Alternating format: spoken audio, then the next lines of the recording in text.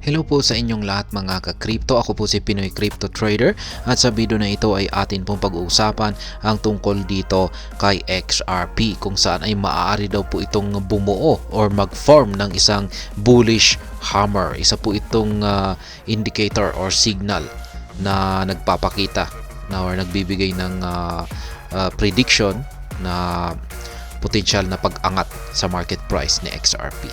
At mukhang mabubuo raw po ito sa daily chart kung syempre may condition po dito kung mangyayari daw po ito. At ito po yung ating aalamin, yung bagay na mangyayaring ito.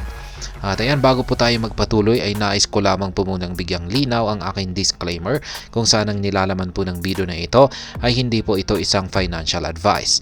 For education and information purposes lamang po ang layunin nito. Maliban po dito ay nais ko na rin pong magbigay babala na wala pong kahit anumang group chat ang Pinoy Crypto Trader. At ayan, ang sabi po rito ay kamakailan lamang ay nagkaroon ng malaking pagbaba sa halaga ng mga cryptocurrency kung saan ang XRP ay bumaba po ng hanggang 50 cents or 0.50. Gayon pa man ay may mga pag-aaral na nagpapahiwatig na maaaring magkaroon ito ng pag-angat muli. Kahapon nagkaroon ng malaking pagkabahala sa crypto markets. Ang Bitcoin ay bumagsak po kasi sa $40,000 habang ang XRP ay bumaba at saglit na umabot sa pinakamababang halaga nito noong October 2023 sa presyong 50 cents or 0.50. Parehong mabilis na nakabawi ang mga ito mula sa kanilang mga mababang halaga. Ngunit patuloy pa rin ang malaking pagkalugi. Ayan, sa kabila ng unang pagkalugi dahil sa pagbagsak ng buong market, kinumpirma ni Crypto Wizard sa kanyang pinakabagong analysis na nananatiling matatag ang XRP BTC laban sa mga bear na nakabawi sa karamihan ng kanyang mga pagkalugi or talo at natapos ang araw na may magandang pin bar. Ayan, nagpahayag po si Crypto Wizard ng kanyang positibong pananaw tungkol sa potensyal ng XRP na makabawi, na nagsasabi na ang patuloy na pagbawi ay maaring magdala sa XRP sa mas mataas na halaga. Binanggit din ng analyst ang mahalagang papel ng mga external na factors or mga bagay na maaring makahadlang sa pagbawi na ito or yung kanyang recovery na ito. Partikular na ang banta ng hindi magandang balita mula sa SEC hinggil sa ETF. Kaya ayan, sa madaling salita ay kamakailan ay nagkaroon ng malaking pagbaba sa halaga ng mga cryptocurrency at kabilang po rito ang XRP at Bitcoin. Sa kabilin nito ay may mga pag-aaral na nagpapahiwatig na maaring magkaroon ng pag-angat muli ang XRP. Gayon pa man ay may external factors na maaring makadlang sa recovery nito.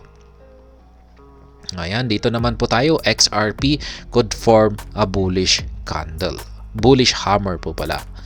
Ayan, ang isang analyst na kilala bilang si Crypto Wizard ay nagmamasid or binabantayan po niya ang daily chart ng XRP. At naniniwala siya na may potensyal itong bumuo ng isang bullish hammer. Ngunit ang formation na ito ay nakasalalay sa paglitaw or paglabas ng isang bullish candle ngayong araw na January 4.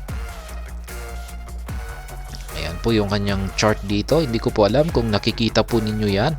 Pero ayan, yan po yung kanyang analysis dito.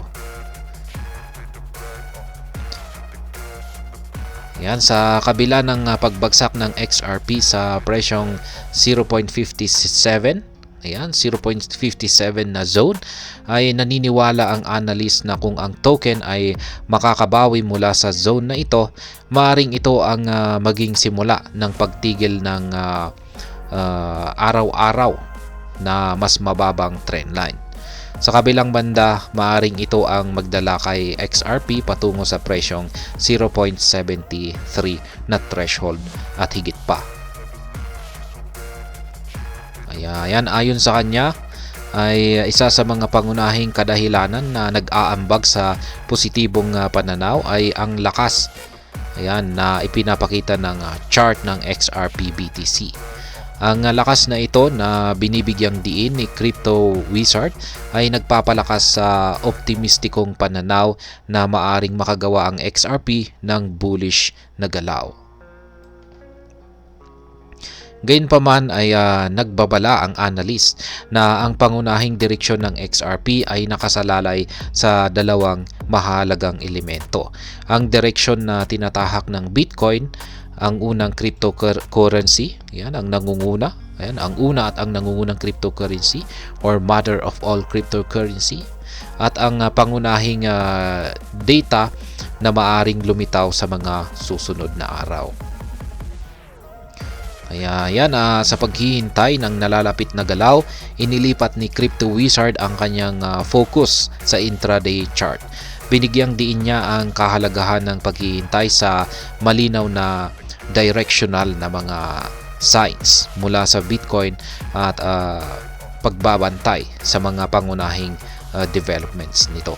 Kaya nagpahiwatig ang analyst ng isang hiling patungo sa isang scalp strategy na nagnanais na kumita sa mga short-term movements.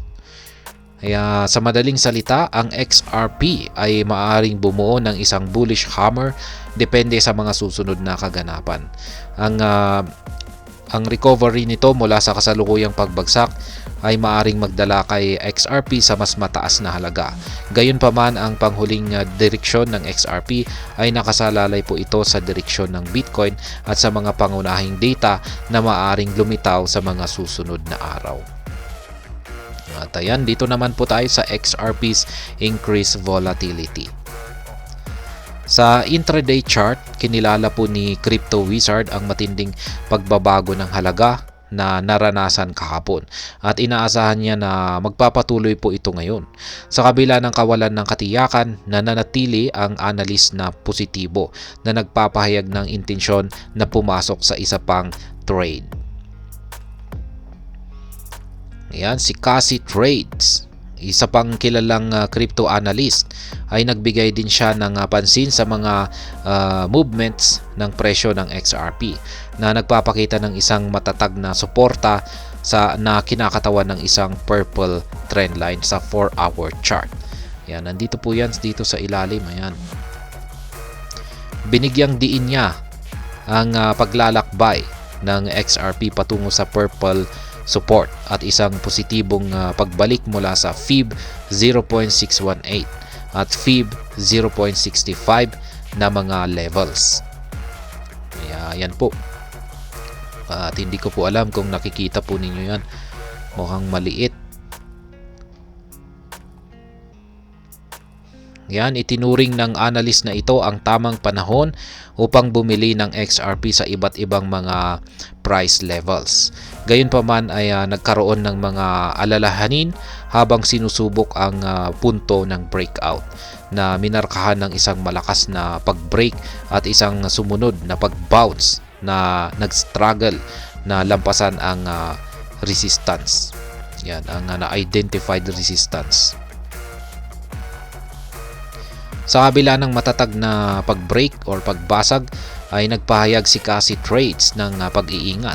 Nagpapahiwatig sa posibilidad na muling bisitahin ng XRP ang presyong 0.43 na sa ilalim po nito. Yan, muling bisitahin niya ang ilalim ng 0.43. Isinama niya ang mas malawak na mga trend ng market na nagre-reference sa hindi natitinag na suporta ng Bitcoin at nagpapahiwatig sa isang potential na breakthrough. Bagaman ay kinikilala ang isang mahabang paghihintay ng ganitong development. Sa madaling salita ay ang mga analyst na sina Crypto Wizard at si Cassie Trades ay nagbigay ng kanilang mga pananaw sa mga paggalaw ng presyo ng XRP. Sa kabila ng matinding pagbabago ng halaga, pareho silang nananatiling positibo at nagpapahiwatig ng mga potensyal na oportunidad. Gayunpaman, nagpahayag sila ng pag-iingat dahil sa mga posibilidad ng mga pagsubok at pagbabago sa market. At ayan, hanggang dito na lamang po tayo sa video na ito. Sana po ay inyong nagustuhan ang aking paliwanag dito. Kung inyo po itong nagustuhan ay pakiclick lamang po ang like button nito. Para naman po sa mga bago lamang dito, kayo po ay aking inaanyayahan para mag-subscribe. Pakiclick na rin po ang bell icon nito dahil ito po ang magsisilbing notification nito sa mga bago kong videos na akin pong ina-upload sa aking YouTube channel na ito. Marami pong salamat sa panonood. Ingat po tayo lagi at God bless po sa ating lahat.